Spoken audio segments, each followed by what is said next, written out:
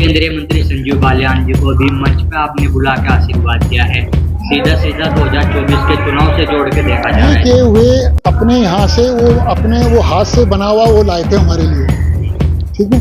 तो एक वो ऐसे एमपी है, हमको भी यहाँ 25-33 साल हो गए हैं, कि जो मनुष्य आम जनता तक जुड़ा हुआ है, गरीब से गरीब, अमीर से अमीर, आम आदमी तक वो मनुष्य पहुँचता है एमपी।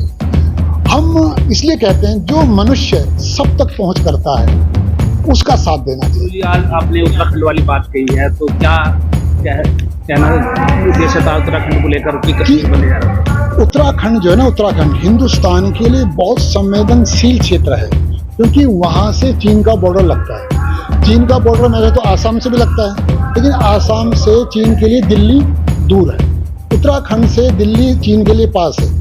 और उत्तराखंड में गांव के गांव खाली हो रहे हैं, कई 100 गांव हैं जो खाली हैं गांव। तो इसलिए उत्तराखंड के प्रति जागरूक होना बहुत जरूरी है। दूसरा, वहाँ जगह जगह अवैध मजारों का निर्माण है। वहाँ ये सब चक्कर क्या है कि ये अवैध मजारों का निर्माण क्यों हो रहा है वहाँ। दूसरा, जो वहाँ नेपाली हैं, वहाँ उनका पता क्या चलेगा कि नेपाल के हैं या चीन के हैं। उनका कोई आधार कार्ड, कुछ पहचान हो, वहाँ गांव के गांव में ये लोग प्रवेश कर रहे हैं। इसके लिए जागरूक होना बहुत जरूरी है। वहाँ का पलायन रोकना, किस तरह वहाँ के लोग वहाँ से पलायन ना करें।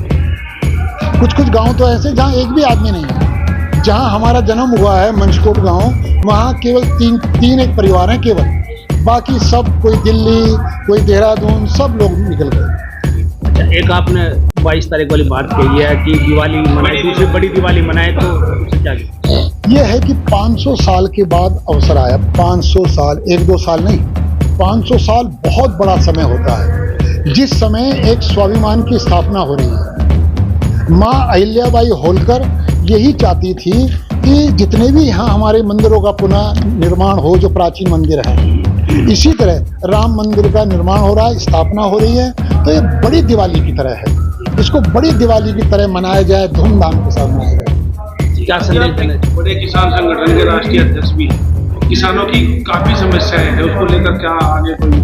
हम ये चाहते हैं कि मजदूर और किसानों के लिए अगर पढ़ाई दवाई एक समान फ्री हो जाए, पहले भले ही दवाई मत करो, शिक्षा एक समान फ्री हो जाए, तो किसान और मजदूरों के लिए बहुत बड़ी एक वरदान होगा ये। इसलिए किसानों के लिए हम ये संघर्ष करते रहते हैं, योजना बनाते रहते हैं, किस प्रकार हम एक ऐसा आंदोलन खड़ा करें जिससे पढ़ाई एक समान फ्री हो, सरकारी स्कूल हो केवल, प्राइवेट स्कूल सारे बंद। गुरुजी, केंद्रीय मंत्री संजीव बालियान जी को भी मंच पे आपने बुला के आशीर्वाद दिया है। सीधा 2024 के चुनाव से जोड़ के देखा जा रहा है इस बार। ये कि वे अपने यहाँ से वो हाथ से बना हुआ वो लाए थे हमारे लिए, ठीक है। तो एक वो ऐसे एमपी है, हमको भी यहाँ 25-33 साल हो गए हैं, कि जो मनुष्य आम जनता तक जुड़ा हुआ है, गरीब से गरीब, अमीर से अमीर, आम आदमी तक वो मनुष्य पहुँचता है एमपी। हम इसलिए कहते हैं जो मनुष्य सब तक पहुँच करता है उसका साथ देना चाहिए। जातिवाद इस समय पूरी तरह से हावी है और आपका नारा है जाति रहित समाज। तो किस तरह संभव हो सकेगा? आप लड़ी हुए हैं, कहाँ तक संभव? जैसे मैं जब पहली बार आया था इस क्षेत्र में, गुरु महाराज ने भेजा था सुकरताल, उस समय से अब तक जो हम देखते हैं, हम पहले से ही जाति व्यवस्था, नशे के खिलाफ काम करते रहे। तो उस समय से अब तक का जो हमारा उत्थान है वो देख रहे होंगे। पहले केवल 2 आदमी थे जो हमारे साथ हमारी बातों को मानते थे, आज लाखों हैं।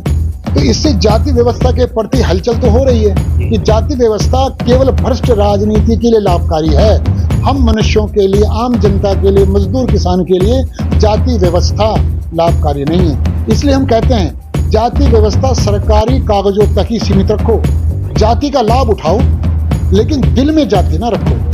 अंग्रेजी कैलेंडर के अनुसार कल से नया साल शुरू होता है, तो उसको नए साल बोले तो क्या? हम कहते हैं अंग्रेजी नववर्ष सबके लिए मंगलकारी हो, मंगलमय हो, शुभकामना हो।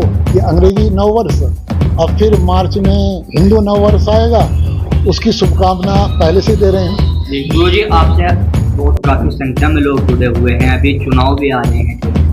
क्या मैसेज देना चाहेंगे, किस तरह के मुद्दों को ध्यान में रखते हुए जनता वोट कर रही है, कैसे इस सरकार? सबसे पहले है सुरक्षा, सबसे पहले सुरक्षा। हम दाल रोटी चटनी रोटी के साथ जीवन गुजार सकते हैं, लेकिन अगर भय के साथ हमें कोई पकवान दे तो पकवान लगेगा।